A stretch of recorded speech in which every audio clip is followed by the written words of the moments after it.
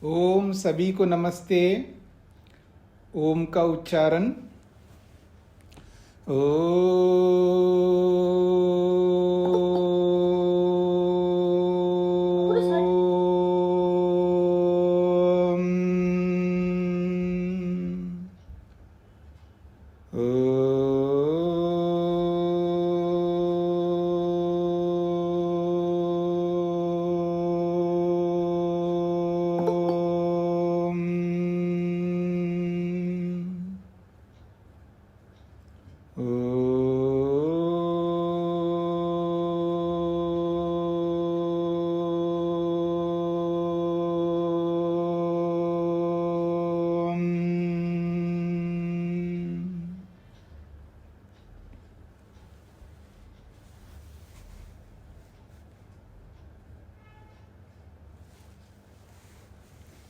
न्याय दर्शन की 156वीं कक्षा है।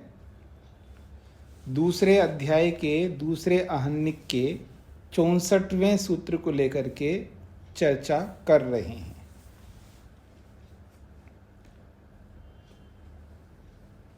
प्रसंग है अतद्भावे तद्भाव। जो जैसा नहीं होता है उसको वैसा माना जाना, वैसा मानना, ये लोक में चलता है। जो जैसा नहीं होता है उसको वैसा मान करके हम लोग व्यवहार करते हैं।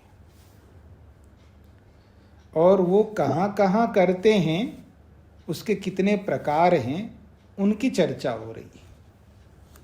स्वामी जी, आपकी वीडियो का कलर कुछ और है और बीच में बहुत ज्यादा डिस्टरबेंस आ रही है। नहीं, कलर का तो कोई बात नहीं माता जी। बाकी डिस्टरबेंस तो बाकी लोगों को नहीं आ रहा है, तो आपको आपके यहाँ कोई नेटवर्क प्रॉब्लम हो सकता है। हाँ जी, मैं आप सबको ठीक दिखाई दे रहा हूँ जी। प्रकाश की कमी है यहाँ पर, ये हो सकता है। बाकी ठीक है। तो मेरे को तो ग्रीन स्क्रीन दिखाई दे रही है सारी। हाँ माता जी, आपका नेटवर्क में कोई प्रॉब्लम होगा या आपके जिस डिवाइस से आप कर रहे हो उसमें कुछ प्रॉब्लम होगा। बाकी सबको ठीक दिखाई दे रहा है जी। तो मैं ये कह रहा हूं कि अतद्भाव का मतलब जो जैसा नहीं है उसको वैसा मानना। अर्थात यहाँ पर जो जैसा नहीं, ये एक होता है जैसे सांप को रस्सी मानना, ये भी अतद्भाव है, पर ये वैसा नहीं है।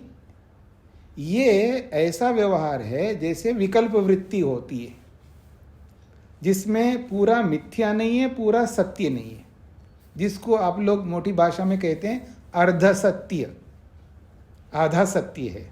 पूरा सत्य नहीं है, पूरा झूठ नहीं है, ठीक है ना।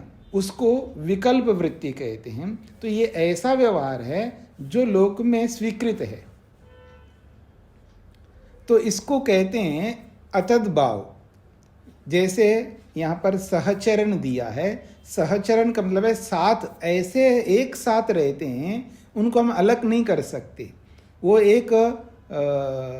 एक सिंबल बन गया, एक चिन्ह, पहचान का चिन्ह बन गया। जैसे पुलिस वाले होते हैं, भारत की जो भी पुलिस व्यवस्था है उनके अपने चिन्ह हैं, सेना के अपने चिन्ह हैं, या भारत का अपना चिन्ह है। तो उसको देखने से पता लगता है, यानी भारत और उसका ध्वज, उसको आप अलग नहीं कर सकते। ध्वज ही एक प्रकार से भारत का वो प्रतिनिधि है। ध्वज देखते ही ये भारत ऐसा बोलेंगे। झंडे को देख करके आप क्या कहेंगे, ये भारत है। आप कहीं भी देखो तो फिर वो झंडे देखते हैं, ये देखो यहाँ पर भारत है। अर्थात वो भारत का प्रतिनिधि है, उसको भारत से और उस झंडे को अलग नहीं कर सकते। इसको साथ रहना कहते हैं। सहचरण का मतलब एक साथ रहते हैं, उसको अलग नहीं किया जा सकता। तो ऐसे ही सहचरण से हम किसी को बोलते हैं। जैसे यहाँ उदाहरण दिया इन्होंने, यष्टिकाम भोजया, डंडे को खिलाओ। क्योंकि डंडा और साधु आपस में एक साथ रहते हैं, ये इस तरह का। तो सहचरण से हमको पता लगता है। तो ये अतद्भाव है, डंडा आदमी नहीं है लेकिन डंडे को ही आदमी के रूप में हम देख रहे हैं, ऐसा। तो ये सहचरण हो गया। उसके बाद में इन्होंने अगला उदाहरण दिया है स्थान, फिर उसके बाद दिया है इन्होंने तादर्थ्य, फिर उसके बाद वृत्त, उसके बाद मानद। तो मानाद, मान से, मान कहते हैं परिमाण, मान, इसको लेकर के हमारी चर्चा कल हो रही थी। पृष्ठ संख्या 138 है, सूत्र संख्या 64 है। मान से भी व्यवहार होता है, अतद्भाव में तद्भाव। तो मान का अर्थ होता है परिमाण, परिमाण का अर्थ होता है जैसे माप, जिसको आप कहते हैं माप। जैसे बाट होते हैं ना, 1 किलो का, 2 किलो का, 3 किलो का, तो उसको माप कहते हैं। और माप अलग है और जो मापी जा रही है वस्तु वो अलग है। तो मापी जाने वाली वस्तु को भी माप के रूप में बोलते हैं हम लोग। ये तो 1 किलो है जी, तो 1 किलो क्या, तो मतलब आप 1 किलो चावल को लेंगे, ये कितना है जी, ये 1 किलो है। तो वो 1 किलो क्या है, वो तो माप है, चावल अलग है। तो माप को हम चावल में आरोपित कर रहे हैं, जैसे डंडे को आदमी में आरोपित कर लिया, इस तरह का। तो मान से भी ये अतद्भाव में भी तद्भाव होता है। उदाहरण दिया आढ़केन मीता। तो आढ़क जो है ना, जो पीछे हमने पढ़ा था, खारी, आढ़क, ये माप हैं। तो आढ़केन मीता सक्तवः, सक्तवः सत्तू कहते हैं, सत्तू। जैसे ज्यों का सत्तू होता है और चने का सत्तू होता है। आजकल तो अलग अलग अनाजों का सत्तू बना रहे हैं। पहले तो मुख्य रूप से ज्यों का ही सत्तू होता था, अब तो बेसन का सत्तू, फलाने अनाज का, उसका, इसका, ऐसे बहुत सारे अनाज का सत्तू बना रहे हैं। तो यहाँ करें आढ़केन मीता सक्तवा। मान लो सत्तू है, ज्यों का सत्तू ले लीजिएगा, तो 1 आढ़क परिमाण वाला सत्तू, तो उसको आढ़क कहा जा रहा है। आढ़क सत्तवा, मतलब आप यूं समझ लीजिएगा, एक सेर सत्तू है, ऐसा कह दिया, 1 किलो सत्तू है, ऐसा समझ लीजिएगा। तो 1 किलो सत्तू, तो 1 किलो को और सत्तू को अलग नहीं देख रहे हैं, उसको एक ही के रूप में देख रहे हैं। यानी उस माप को हमने सत्तु के ऊपर आरोपित किया, इसको कहते हैं मान। मान से भी अतद्भाव में तद्भाव देखते हैं। स्पष्ट हो रहा है जी। यहाँ पर धारणा, धारण से भी अतद्भाव में तद्भाव को देखते हैं। तुलायाम धृतम चंदनम तुला चंदनम इति। धारण का मतलब है धारण करना। जैसे चंदन को, वो तराजू होता है ना, तराजू में चंदन को रख दिया, ठीक है ना, तो चंदन को वो तराजू ने धारण कर लिया, अपने अंदर रख लिया। धारण का मतलब यही होता है ना, अपने अंदर। जैसे हमें पृथ्वी ने धारण किया, अर्थात पृथ्वी ने हमको अपने अंदर रखा, ऐसा। जैसे माँ के गर्भ में बच्चा है, तो माँ के गर्भ में धारण किया गया है, बच्चे को गर्भ में धारण किया हुआ है, ऐसा।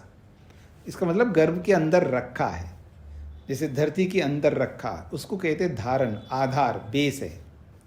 तो अब तुलायाम धृतम चंदनम, यानी तुला के अंदर, यानी जो तराजू के अंदर रखा हुआ चंदन है, तो उसको तुला चंदन कहते हैं, क्योंकि चंदन को तराजू ने धारण किया है। तो तुला चंदनम, उसका नाम तुला चंदनम रखा है, अर्थात तुला को ही चंदन बोला जा रहा है, या चंदन को ही तुला बोला जा रहा है, क्योंकि वो धारण करने के कारण से एक दूसरे को धारण किए हुए। सामीप्यात, निकटता से भी बोला जाता है। जैसे गंगायाम गावा चरंती, गंगा में गाय चर रही है, अब गंगा में गाय चरने का क्या मतलब होता है? गंगा के किनारे चर रही है, लेकिन बोला ये जाता है गंगायाम गावः चरन्ति, गंगा में गाय चर रही है,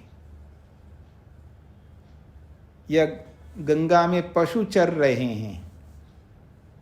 चर रहे का मतलब है अपना खाना पीना जो भी वो कर रहे हैं वो कर रहे हैं वहां पर। तो गंगा में कर रहे हैं, लेकिन वो गंगा में थोड़ा कर रहे हैं, गंगा के निकट कर रहे हैं, गंगा के पास में कर रहे हैं। तो इस सामीप्य का मतलब पास है। तो अब पास वाला स्थान को हम गंगा बना दिया, तो इस निकटता के कारण से ऐसा बोला जाएगा गंगा में पशु चर रहे हैं या गंगा में गाय चर रही है, ऐसा। तो देशे अभिधीयते, वहां देश को कहा जा रहा है, यानी गंगा के निकट जो देश स्थान है उसको कहा जा रहा है।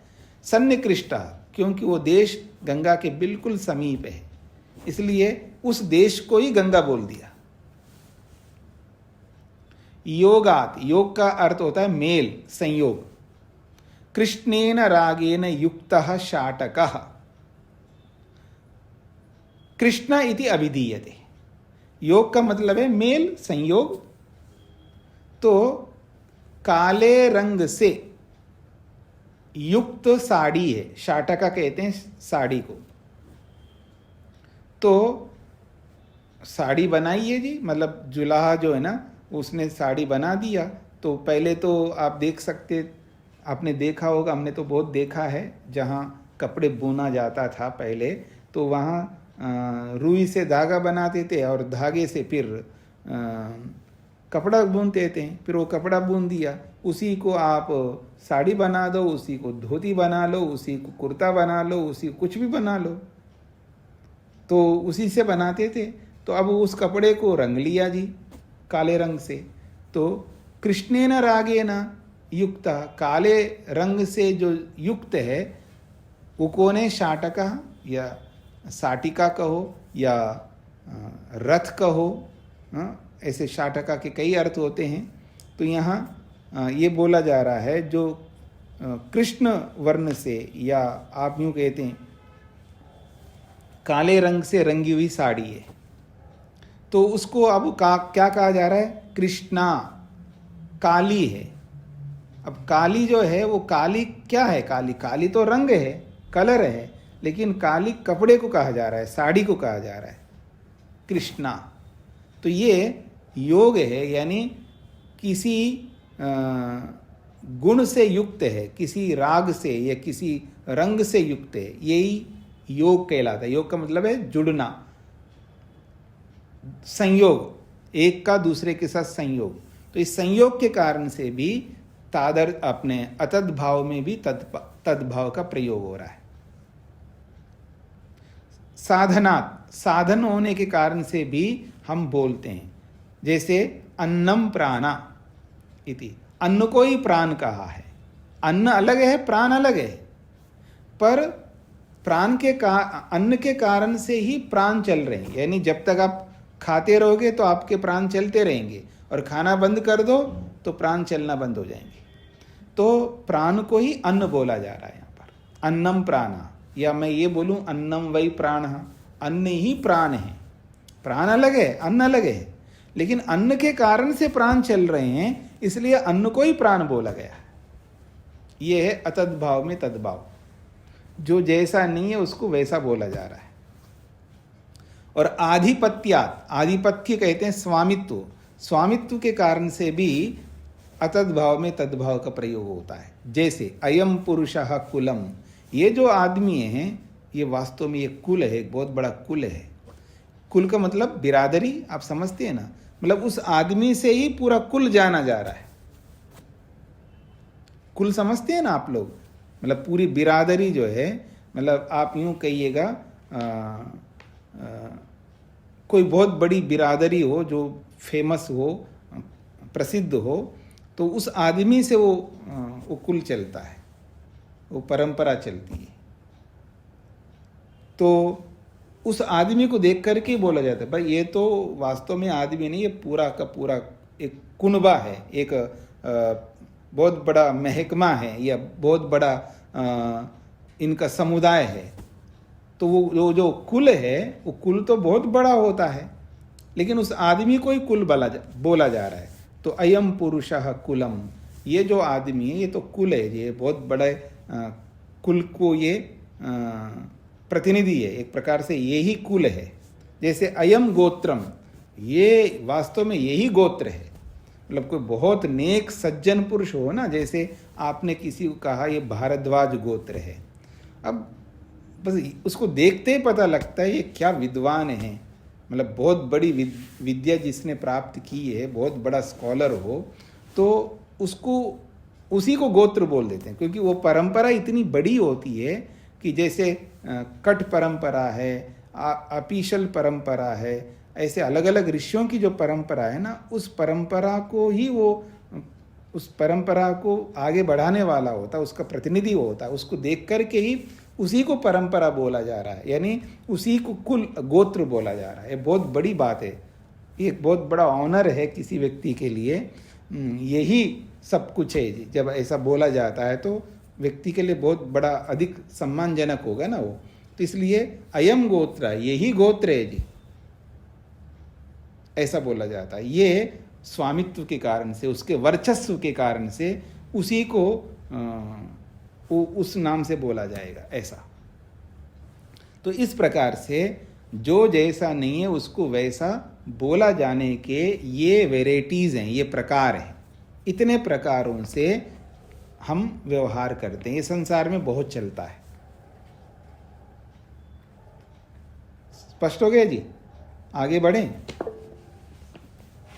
तो अब स्वामी जी एक मिनट जी स्वामी आज आपने ये कहा भी 1 किलो चावल हम कह रहे हैं जी जी, तो मेरा सही क्या चीज है, क्या करना चाहिए जी?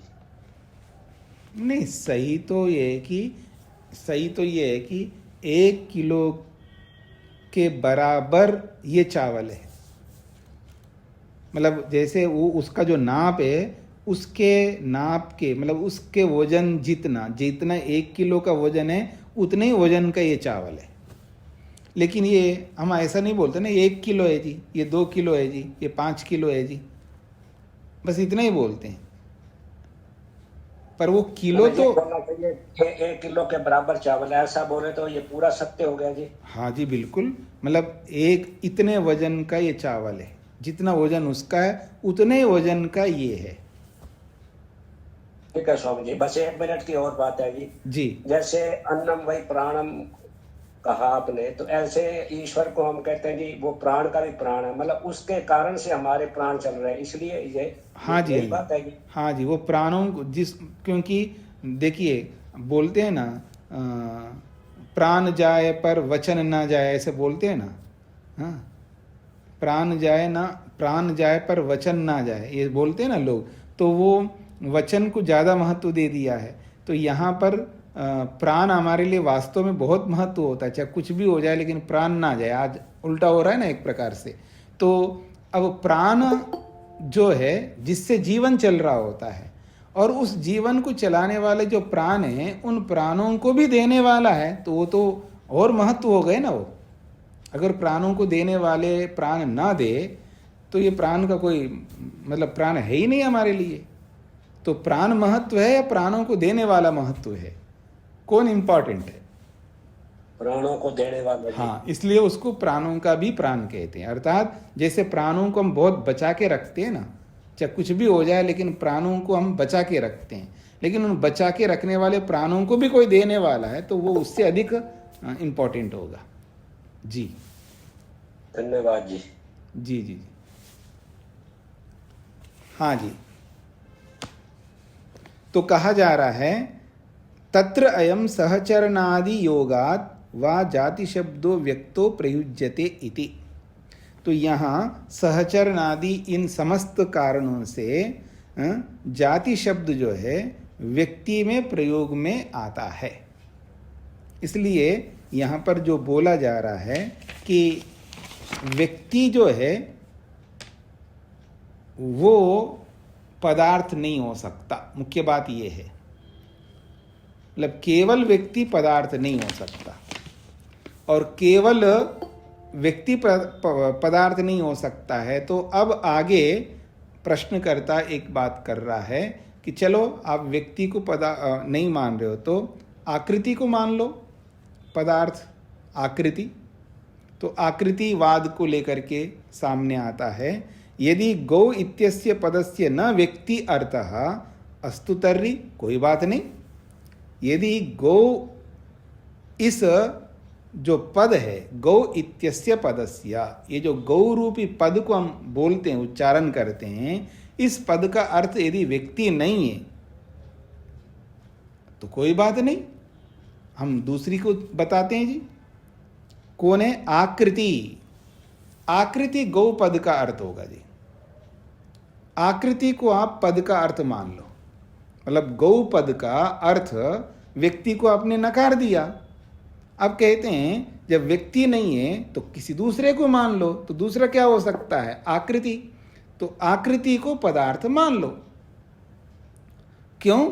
तदपेक्षत्वात्, क्योंकि आकृति की अपेक्षा से ही हमें बोध होता है। अगर आकृति को हटा दो तो हम उसको समझ ही नहीं सकते। तो तदपेक्षत्वात् का मतलब है आकृति की अपेक्षा से ही किसी वस्तु को, किसी पदार्थ को, किसी चीज को हम पहचान सकते हैं। सत्व व्यवस्थान सिद्धे, तभी हम सत्व का यानी वस्तु का वस्तुपन को हम सिद्ध कर सकते हैं। नहीं तो वस्तु के वस्तु तत्व को हम जान ही नहीं पाएंगे यदि आकृति ना हो। तो ये कहना चाह रहे हैं सत्व व्यवस्थान सिद्धे, तो पदार्थ की व्यवस्था की सिद्धि होने से आकृति को पद का अर्थ मानना चाहिए, क्योंकि तदपेक्षत्वात्, उस आकृति की अपेक्षा से ही हमें बोध होता है। आकृति को हटाओ तो हमें बोध नहीं हो पाएगा, ऐसा प्रश्नकर्ता कहना चाहता है। स्पष्ट हो गया जी प्रश्नकर्ता की ये बात। इसलिए वो कहता आकृति पदार्थ, आकृति को पद का अर्थ मानना चाहिए। स्वामी जी, ये पूरा सूत्र जो है ये पूर्व पक्षी का है? हाँ जी, हाँ जी, प्रश्नकर्ता का है। अब भाष्य भी उसी सूत्र के आधार पर उसी को पुष्ट करने के लिए भाष्य है। तो आकृति पदार्थ, आकृति को पदार्थ, जैसे पहले व्यक्ति को पदार्थ माना था, अब वो खंडित हो गए तो वो आकृति को पदार्थ मनवाना चाह रहा है। आकृति पदार्थ, आकृति को पदार्थ मानना चाहिए। कस्मात्, क्यों मानना चाहिए? तो कहते हैं तदपेक्षत्वात्, क्योंकि उस आकृति की अपेक्षा से ही समझ में आता है। आकृति को हटाएंगे तो आपको कुछ समझ में आएगा नहीं। तो तदपेक्षत्वात् का मतलब आकृति की अपेक्षा से ही कोई वस्तु समझ में आती है। सत्व व्यवस्था न सिद्धे, और उसी से किसी वस्तु की सिद्धि हो पाती है। नहीं तो अगर आप आकृति को हटा दो तो किसी वस्तु की आप सिद्धि ही नहीं कर पाओगे, उसकी व्यवस्था ही नहीं कर पाओगे, समझा नहीं पाओगे कि ये वस्तु है। तो आपको बताना पड़ता है ना, इधर देखिए मेरी ओर, आपने देखा है, क्या देखा? मतलब बंदर को देखा, कैसा है वो बंदर? तो आप बता देना, देखो इस तरह का होता है बंदर, जो भी उसका शेप है, मनुष्य का, बंदर का, चिड़िया का। आपने जो देखा उसका कोई शेप तो बताओगे ना, उसकी आकृति तो बताओगे ना। उस आकृति के बिना तो पदार्थ को आप समझा नहीं सकते, इसलिए आकृति को ही पदार्थ मानना चाहिए, ये प्रश्नकर्ता का कथन है। और सत्व व्यवस्था न सिद्धि, उसी से किसी पदार्थ की सिद्धि होती है, या उसको हम स्थापित कर सकते हैं, हाँ ये पदार्थ है, उसकी आकृति के माध्यम से। सत्व अवयवानां तद अवयवानां च नियतो व्यूह आकृति। अब ये आकृति भला है क्या चीज है जी? किसको आप आकृति बोल रहे हो? आकृति की परिभाषा क्या है? आकृति का मतलब क्या है?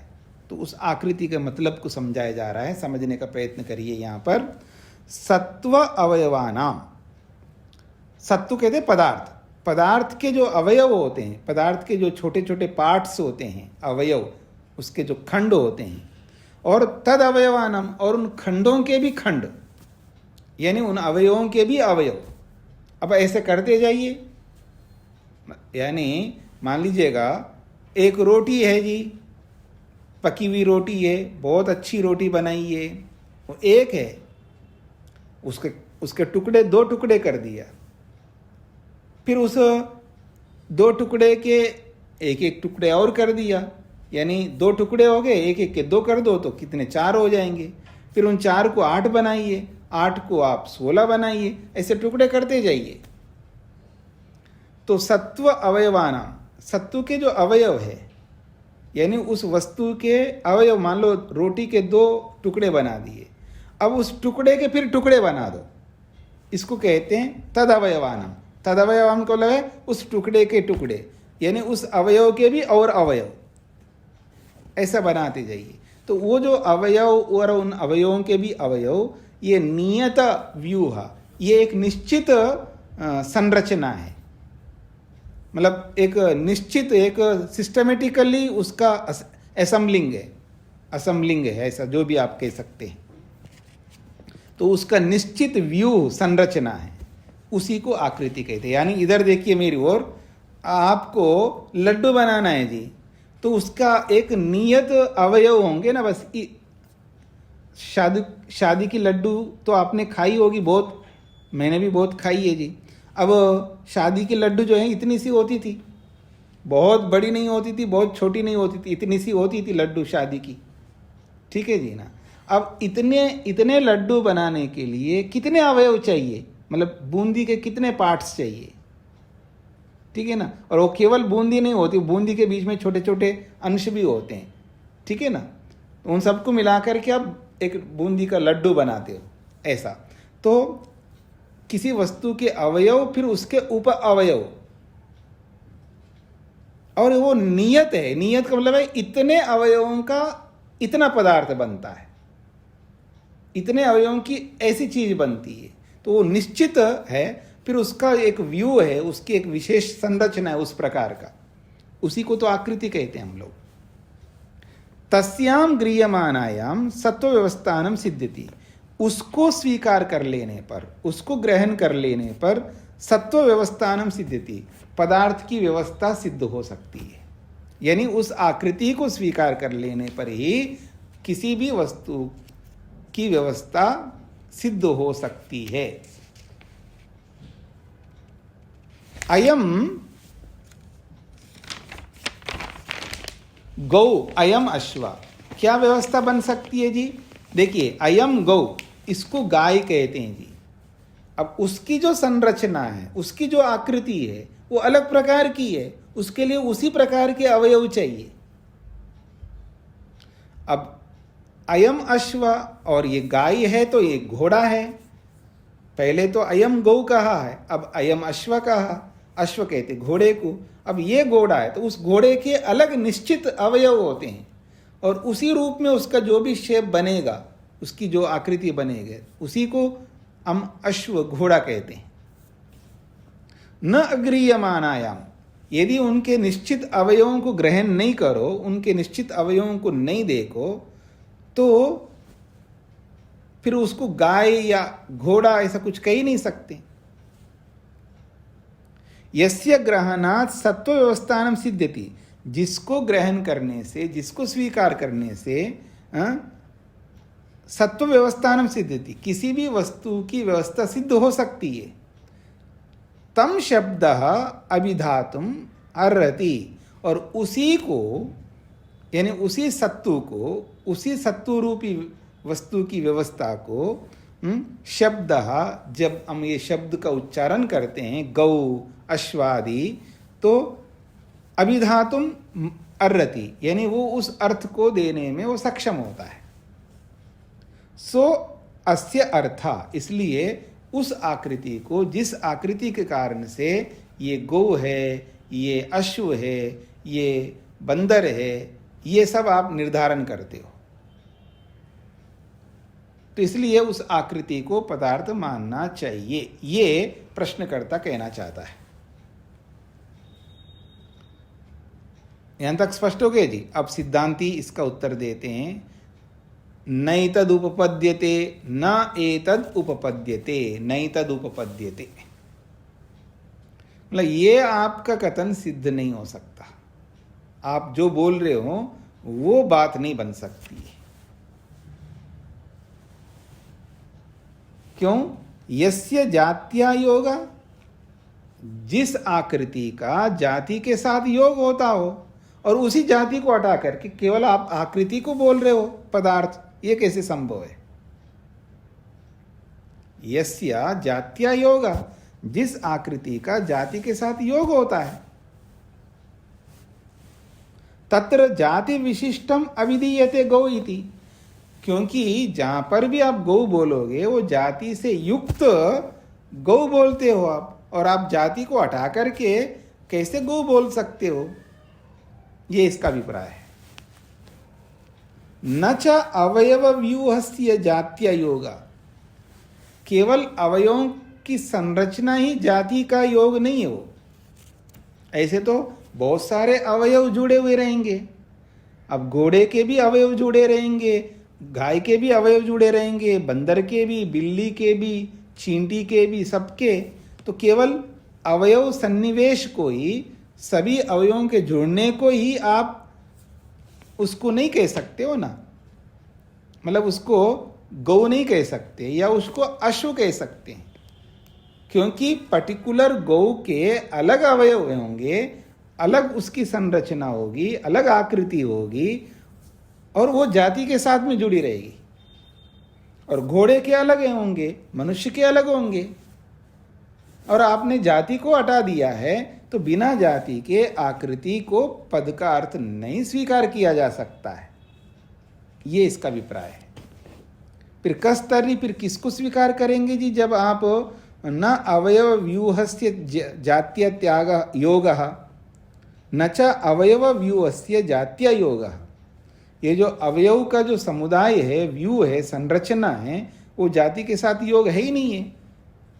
मतलब पशु जाति या गौ जाति या मनुष्य जाति, उनके साथ योग होना चाहिए ना। कस्य तर्री, किसके साथ होता है जी? नियत अवयव व्यूहस्य द्रव्यस्य, मतलब जिस द्रव्य को आप गौ कह रहे हो, वहां नियत अवयवों का व्यू होता है, नियत अवयवों की संरचना होती है। मतलब इस प्रकार के अवयव होंगे, इस प्रकार के अवयवों के कारण से इसको गाय कहेंगे, और उसमें जाति जुड़ी हुई है। जाति को हटा करके आप उसको देख ही नहीं सकते हैं, समझ ही नहीं सकते, क्योंकि जाति को आप हटा दीजिएगा तो सब एक जैसे होंगे। किसको आप गाय कहोगे, किसको घड़ा कहोगे, किसी को घोड़ा कहोगे, किसको आदमी कहोगे?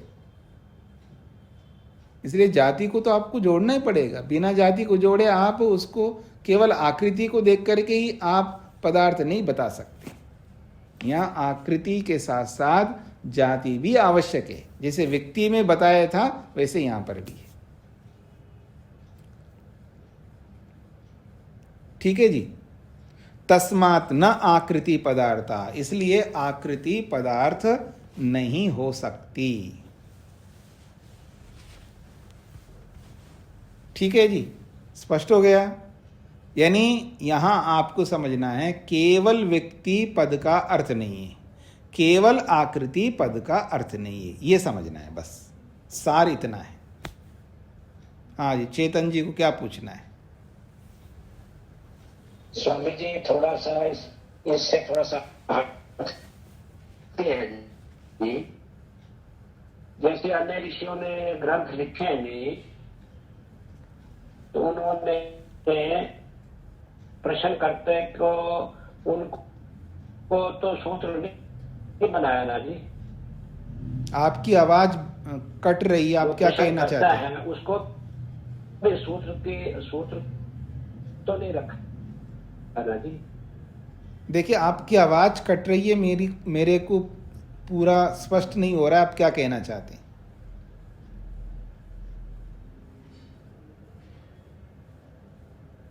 मेरी आवाज आ रही है आपको? आप माइक बंद करके रखें, आपने अपना माइक खोलिए पहले।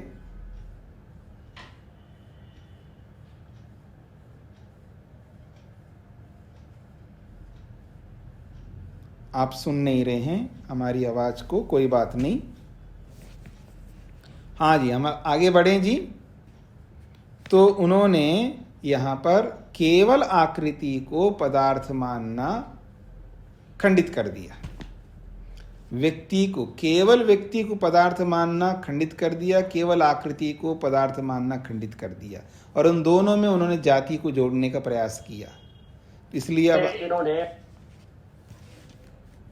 हाँ जी बोलिए।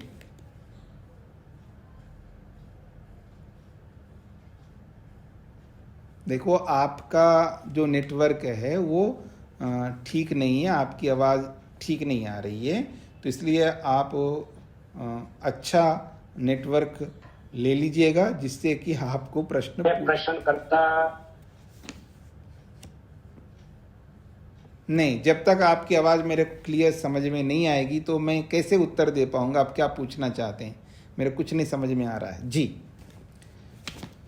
तो हाँ जी बिल्कुल आपको ये समझना होगा, क्योंकि आपकी आवाज़ में आप बाकी लोगों को सुनाई दे रहा है जो क्या कहना चाह रहे हैं? नहीं आ रहे, किसी को नहीं आ रहा है,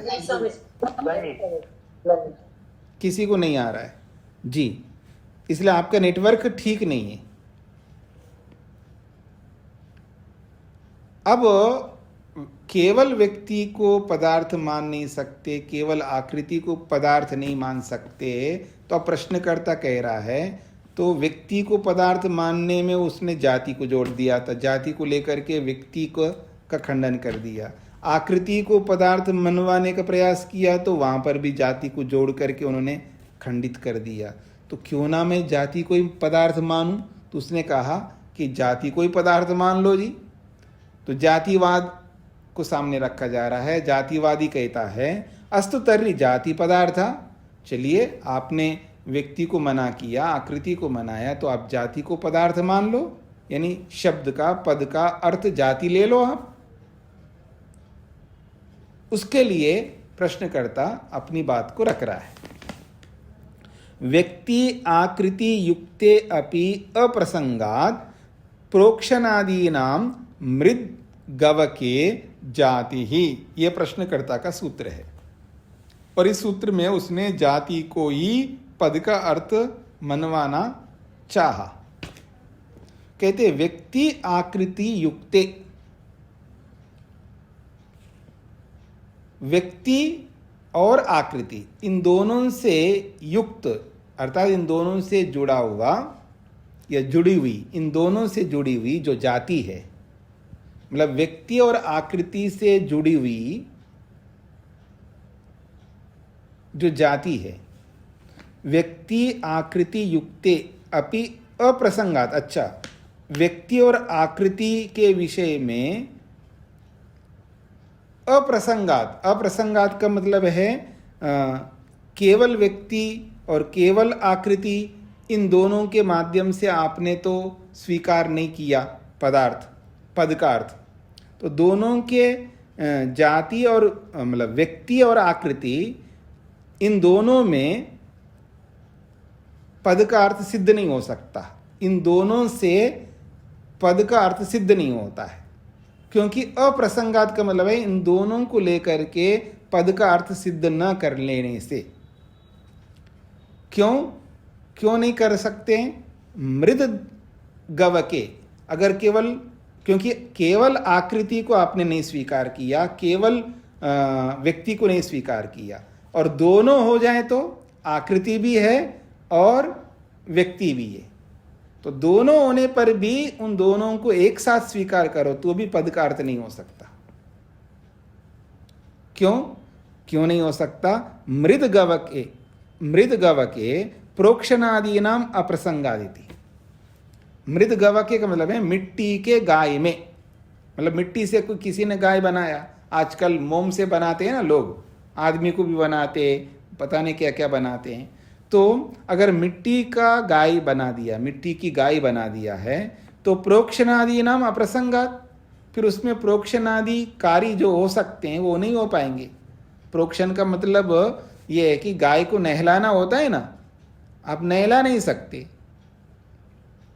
ठीक है जी, उसको खिला नहीं सकते, उसको किसी को दे नहीं सकते, बहुत सारे कारण हो सकते हैं। तो कहते हैं प्रोक्षण आदि कार्य उसमें न हो सकने से। जैसे कि उदाहरण दिया, गाम प्रोक्षया, एक गाय को नहलाइए। गाम आनया, गाय को लाना। दूर है गाय, कई बार जंगल में जाती है गाय, अथवा और जगह पर उसको बांध के रखते हैं तो और जगह ले जाना होता है, तो गाम आनया, गाय को ले आइएगा। गाम देहि, किसी को गाय दे दो जी दान में। न एताने मृत गव के प्रयुज्यन्ते, ये जो व्यवहार है, यानी उसको नहलाना, उसको ले आना, उसको किसी के लिए देना, ये मिट्टी के गाय में संभव नहीं है। कस्मात, क्योंकि जाते अभावात, क्योंकि मिट्टी के गाय में जाति का अभाव हो गया। अब जाति नहीं है मिट्टी के गाय में, तो उसमें ये व्यवहार नहीं हो सकते। व्यवहार उसी में जाति सहित ये होगा तब तो व्यवहार होगा। तो जाते अभावात, उसमें जाति का अभाव होने से मिट्टी के गाय में ये व्यवहार नहीं हो सकने से आप इनको स्वीकार नहीं कर सकते पदार्थ। इसलिए हम कहना चाह रहे हैं, तो यहाँ पर इन बातों से क्या समझ में आ रहा है कि जाति अपने व्यक्ति और आकृति निर्धारण नहीं कर पा रहे हैं। तो कौन निर्धारण कर पा रहा है? जाति। तो कहता है जाते अभावात, कस्मात, क्यों व्यक्ति और आकृति क्यों पद का अर्थ नहीं हो सकते हैं? जाते अभावात, उन दोनों में जाति का अभाव है। मतलब मिट्टी के गाय में व्यक्ति है, आकृति भी है। मतलब व्यक्ति का मतलब एक इकाई हो गए ना व्यक्ति, और आकृति भी है उसका, एक अपना शेप है उसका, भले वो मिट्टी का हो, लेकिन जाति का अभाव है, उसमें जाति नहीं है। अस्ति ही तत्र व्यक्ति, उस मिट्टी के गाय में व्यक्ति है। अस्ति आकृति, और आकृति भी विराजमान है। यद अभावा तत् असंप्रत्यय स पदार्थ इति, और जिसके ना होने से उसका ज्ञान नहीं हो रहा है। मतलब मिट्टी के गाय में न तो मिट्टी के गाय में आकृति भी है और व्यक्ति भी है, लेकिन फिर भी उसको हम उस रूप में व्यवहार नहीं करते। क्यों? जाते अभावात, उसमें जाति का अभाव है। तो जाति का अभाव होने से उस मिट्टी के उस द्रव्य को पद का अर्थ नहीं कह सकते। तो कह रहे हैं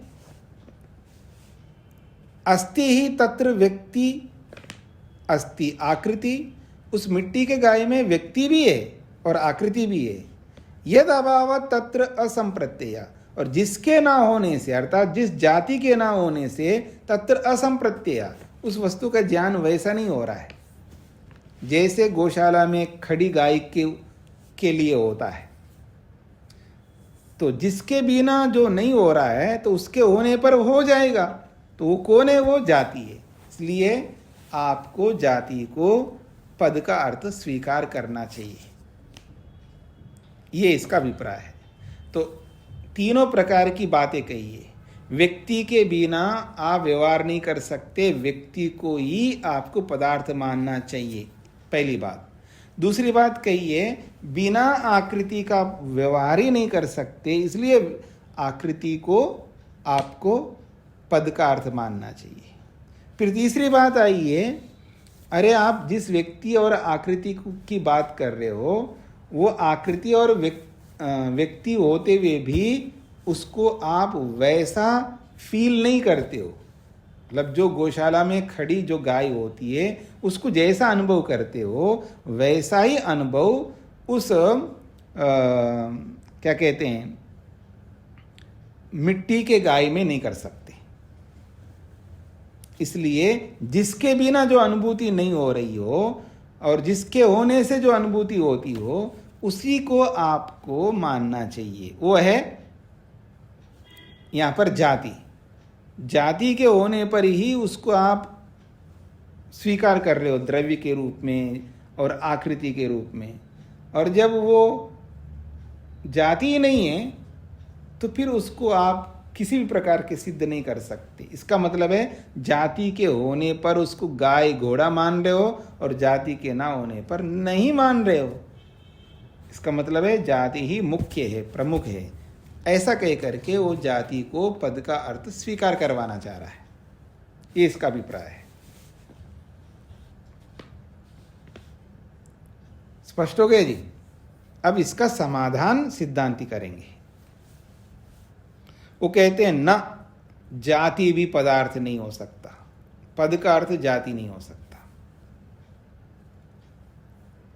आकृति व्यक्ति अपेक्षत्वात् जाति अभिव्यक्ते। क्यों जी जाति पद का अर्थ नहीं हो सकती? मतलब पद का अर्थ जाति क्यों नहीं हो सकता? पद का अर्थ जाति क्यों नहीं हो सकता? तो कहते हैं आकृति व्यक्ति अपेक्षत्वात्, क्योंकि वहां आकृति और व्यक्ति दोनों अपेक्षित हैं।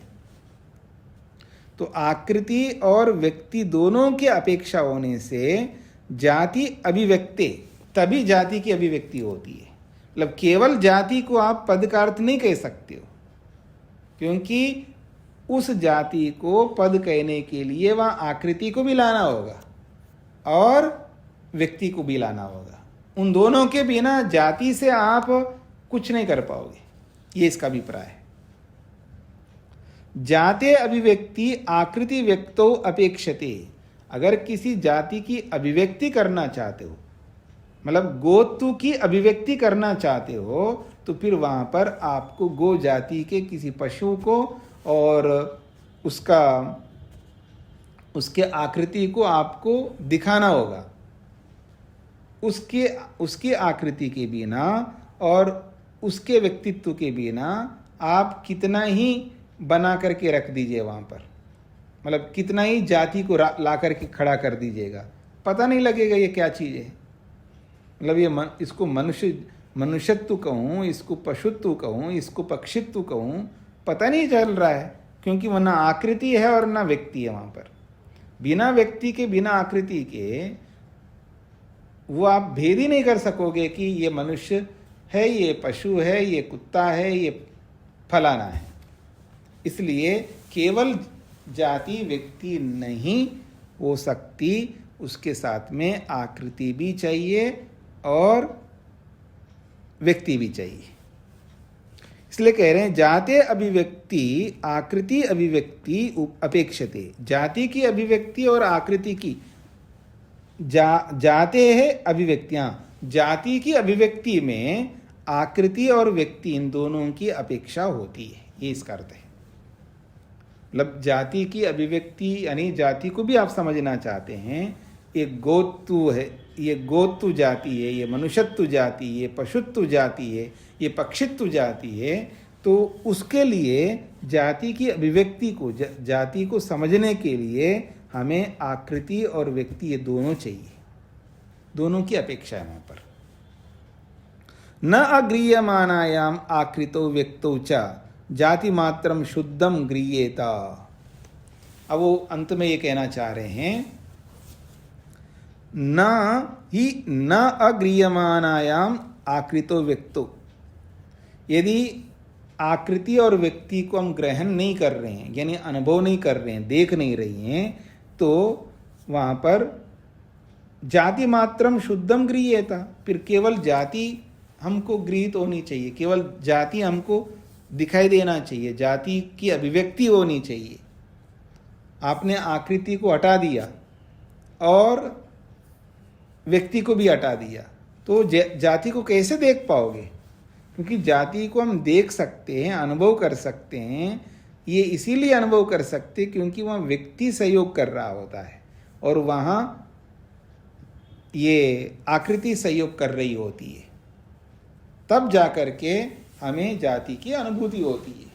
ये मनुष्यत्व जाति का है, ये इसमें मनुष्यत्व है, ये इसमें पशुत्व है, इसमें पक्षित्व है। ये जो जाति का अनुभव हो रहा है वो व्यक्ति और आकृति इन दोनों के कारण से हो रहा है, ये कहना चाहते हैं।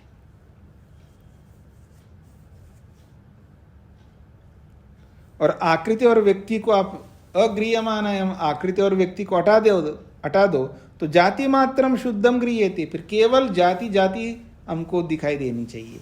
लेकिन जाति देख ही नहीं सकते हो, अमूर्त है वो, तो आकृति और व्यक्ति के कारण से जाति को हम अनुभव कर पा रहे होते हैं। ये इसका अभिप्राय है। तस्मात् न जाति पदार्थ, केवल जाति को भी पदार्थ के रूप में स्वीकार नहीं किया जा सकता, ये इसका अभिप्राय है। अब तीनों का खंडन कर दिया जी। केवल व्यक्ति पदार्थ नहीं हो सकता, केवल आकृति पदार्थ नहीं हो सकता, और केवल जाति भी पदार्थ नहीं हो सकता। तीनों को निषेध कर दिया। अब वास्तव में सिद्धांत क्या है जी? तो अब सिद्धांतवाद को प्रस्तुत किया जा रहा है। सिद्धांति क्या मानता है? न वै पदार्थेन न भवितुम शक्यम क खलु इदानीं पदार्थ इति। न वै पदार्थेन न भवितुम शक्यम, पदार्थेन मतलब पदार्थ के द्वारा, या कोई वस्तु है, पदार्थ है, पदार्थ के बिना कोई चीज़ तो हो नहीं सकती। अर्थात किसी को आप पदार्थ कह रहे हो, यानी पद का अर्थ अगर आप रखना चाहते हो, इस पद का ये अर्थ है, तो वो अर्थ बिना जाति के, बिना आकृति के, बिना व्यक्ति के तो हो नहीं सकते। भाई किसी को आप बोलो कि ये गाय है, ये पशु है, ये मनुष्य है, ये पक्षी है, तो उसके लिए तो आकृति भी चाहिए, उसके लिए व्यक्ति भी चाहिए, उसके लिए जाति भी चाहिए, तीनों ही चाहिए। तो न वै पदार्थेन न भवितुम शक्यम, बिना पदार्थ के तो कुछ हो नहीं सकता। बिना आकृति के या बिना व्यक्ति के कोई पदार्थ तो हो नहीं सकता। बिना जाति के भी नहीं हो सकता। यानी किसी को आप पद का अर्थ बताओगे तो वहाँ पर बिना व्यक्ति, बिना जाति, बिना आकृति, इन तीनों के बिना आप बोल ही नहीं सकते हो। यानी तीनों आवश्यक है, ये इसका अभिप्राय है। तो इसलिए क खलु इदानीं पदार्थ, फिर इन तीनों के बिना हो नहीं सकता। आखिर किसको पदार्थ मानोगे आप? उसको उत्तर दे रहे हैं, व्यक्ति आकृति जातयस्तु पदार्थ। भले आदमी किसी भी पद का अर्थ अगर आपको समझना है तो तीनों को इकट्ठा लेना होगा।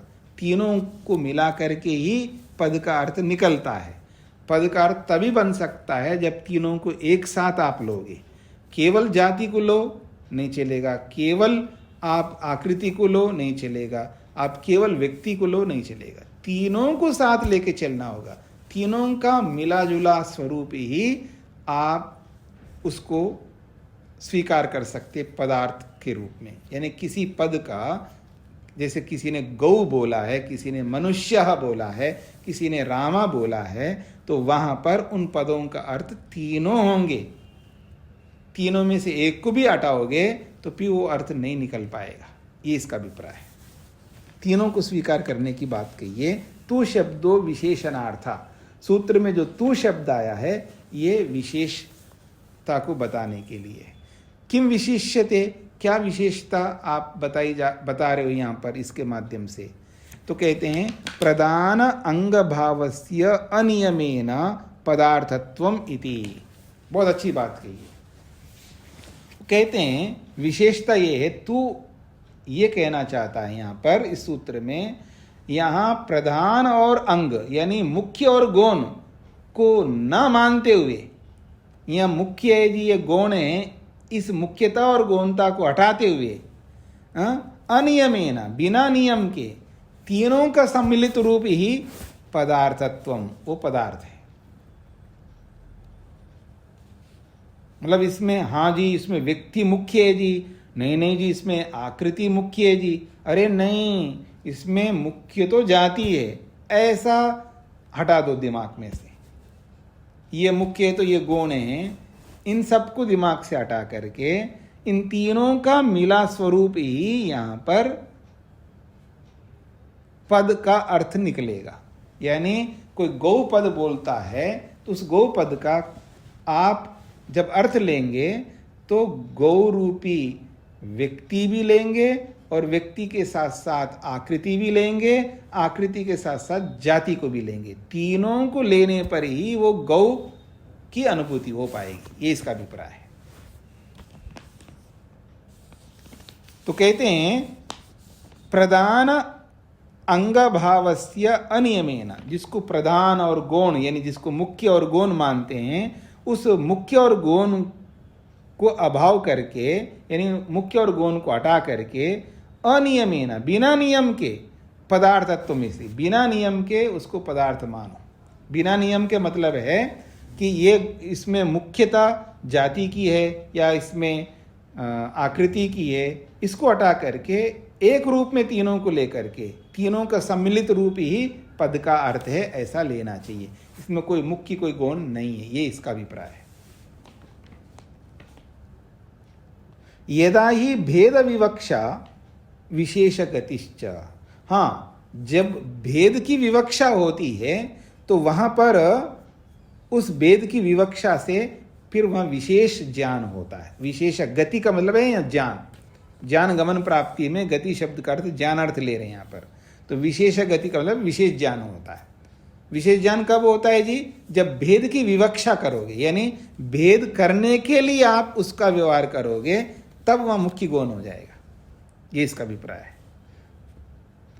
यदा व्यक्ति प्रधानम अंगम तु जाति आकृति, जहां व्यक्ति प्रधान होता है, जहां आप जो प्रेजेंटेशन आप जो भी प्रेजेंटेशन दे रहे हो यानी जो भी अभिव्यक्ति कर रहे हो, वहां किसी की विवक्षा करोगे, यानी व्यक्ति को आपको हाईलाइट करना है, व्यक्ति को प्रमोट करना है, व्यक्ति को सामने प्राथमिकता देनी है उसको, तो फिर वहां पर व्यक्ति मुख्य हो जाएगा, बाकी दोनों गौण हो जाएंगे। कहीं जाति को प्राथमिकता देनी पड़ती है तो फिर वहां पर व्यक्ति और आकृति गौण हो जाते हैं, और जहां आकृति को प्रमुखता देनी होती है फिर वहां बाकी दोनों को गौण करना पड़ेगा, ऐसे समझ सकते हैं आप। तो कह रहे हैं यदा ही भेद विवक्षा, जब भेद की विवक्षा रहेगी आपकी, तब विशेष गति, तब विशेष ज्ञान होता है। तदा व्यक्ति प्रधानम, तब वो व्यक्ति मुख्य हो जाता है। अंगम तो जाति आकृतो, जाति और आकृति तो गौण हो जाएंगे। परंतु यदा तो भेदो अविवक्षिता, जहां भेद करना ही आपकी अभिलाषा नहीं है, विवक्षा नहीं है, आपको अलग करके देखना है। यदा तो भेदो अविवक्षिता, जब भेद अपेक्षित नहीं है, भेद आप नहीं चाहते हैं, तो सामान्य गति, तब सामान्य का ज्ञान होता है, वहां सामान्य मुख्य होता है, यानी जाति मुख्य होता है। तदा जाति प्रधानम, तब जाति प्रधान हो जाती है। अंगम तो व्यक्ति आकृति, फिर वहां गौण हो जाते हैं व्यक्ति और आकृति। तद एतद बहुलम प्रयोगेशेषु, तो ये बहुलम प्रयोगेशु, ये व्यवहार में बहुत जगहों पर ऐसा ही व्यवहार किया जाता है। कहीं व्यक्ति को प्रमुख मान करके प्रस्तुत किया जाता है, कहीं जाति को प्रमुख मान करके प्रस्तुत किया जाता है, और कहीं आकृति को प्रमुख मान करके प्रस्तुत किया जाता है। यदा तो भेदो अविवक्षिता, जहां भेद की विवक्षा ही नहीं है आपको, तो सामान्य गति, तो वहां सामान्य का ज्ञान होता है, वहां सामान्य का बोलबाला, यानी जाति प्रमुख है वहां पर, सामान्य का मतलब जाति। तदा जाति प्रधानम, उसी को बोल दिया यहां पर, उस स्थिति में जाति मुख्य होती है, उसी को प्रधान कहेंगे। अंगम तो व्यक्ति आकृति, फिर वहां व्यक्ति और आकृति गौण हो जाते हैं। तदेतद बहुलम प्रयोगेशु, ये बहुत प्रकार के प्रयोगों में हमें देखना होता है, उसी के अनुसार हमको चलना होता है कि मुख्य कौन है, गौण कौन है, वह विशेष प्रयोजन होता है। जहाँ विशेष प्रयोजन नहीं होगा जहाँ, तो फिर वहाँ तीनों को लिया जाएगा, यानी व्यक्ति आकृति जाति तीनों का सम्मिलित स्वरूप को ही पद का अर्थ स्वीकार करना चाहिए, ये कहना चाहते हैं। ठीक है जी, स्पष्ट हो गया? तो सार ये निकला है जी, पद का अर्थ क्या है? व्यक्ति नहीं, आकृति नहीं, जाति नहीं, फिर क्या है? तीनों है, और तीनों का बराबर है, इसमें गौण मुख्य कोई नहीं है। गौण मुख्य तो किसी विशेष परिस्थिति में माना जाता है, और वो विशेष परिस्थिति नहीं है, तो फिर वहां पर तीनों हैं। जब मैं बोलूं मनुष्य को समझो,